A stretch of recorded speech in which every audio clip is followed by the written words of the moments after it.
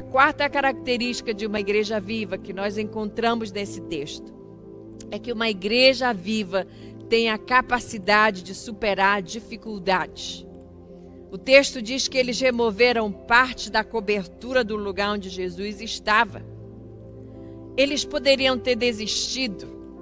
Havia ali uma multidão e a multidão representava obstáculos, mas eles não desistiram, eles não deram lugar para o desânimo. Muito pelo contrário, eles transformaram esses obstáculos em estímulos.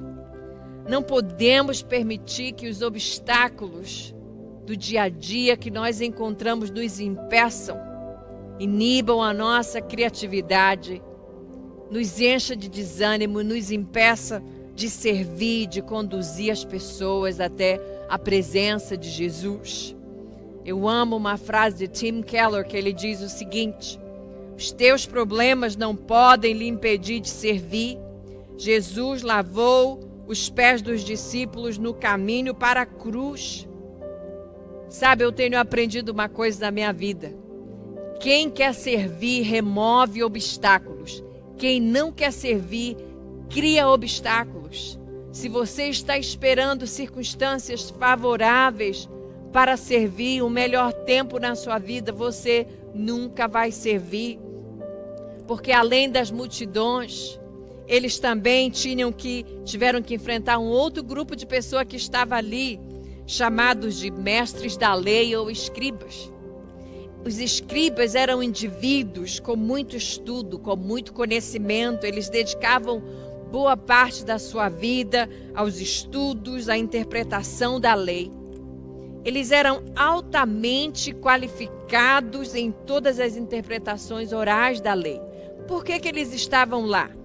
Com certeza não era porque eles estavam preocupados com o bem-estar dos pobres, dos doentes, dos menores e dos marginalizados pela sociedade. Não.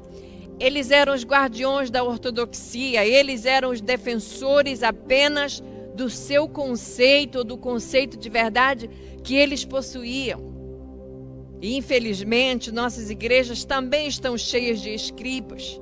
São aquelas pessoas que estão mais preocupados com a liturgia, com o prédio, com os programas, do que com as pessoas que estão dentro da igreja. Pior ainda, do que com as pessoas que estão fora da igreja. Sabe, gente, para servir o pobre, o menor, o pior, muitas vezes nós vamos ter que enfrentar esse pessoal aí também, assim como Jesus e os amigos desse paralítico fizeram.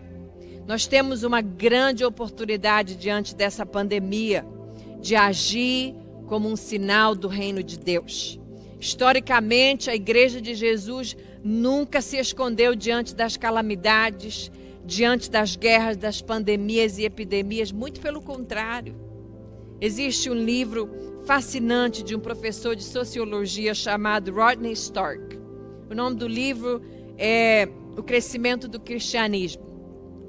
E Rodney Stark diz que é evidente, a partir de registros históricos, que a razão pela qual o cristianismo primitivo, assim tão rapidamente espalhou-se pelo Império Romano e conquistou o Império Romano em 3 séculos, foi o fato de que os cristãos simplesmente superaram os seus vizinhos pagãos quando se tratava de cuidar dos doentes.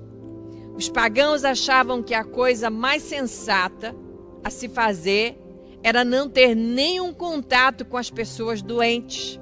E talvez essa atitude, esse comportamento estava ligado ao fato de conhecimento, a medicina era precária e etc.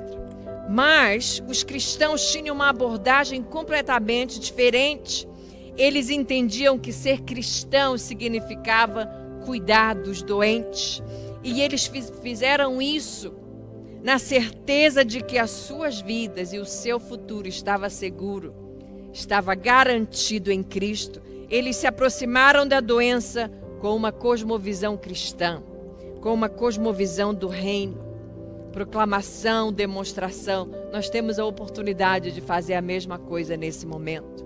Quantas pessoas estão aí sofrendo Na verdade, para muita gente, estão sofrendo preconceito se estão com o Covid. Ninguém se aproxima, ninguém faz nada. E como igreja, nós temos uma grande oportunidade de servir aqueles que estão sofrendo nesse momento.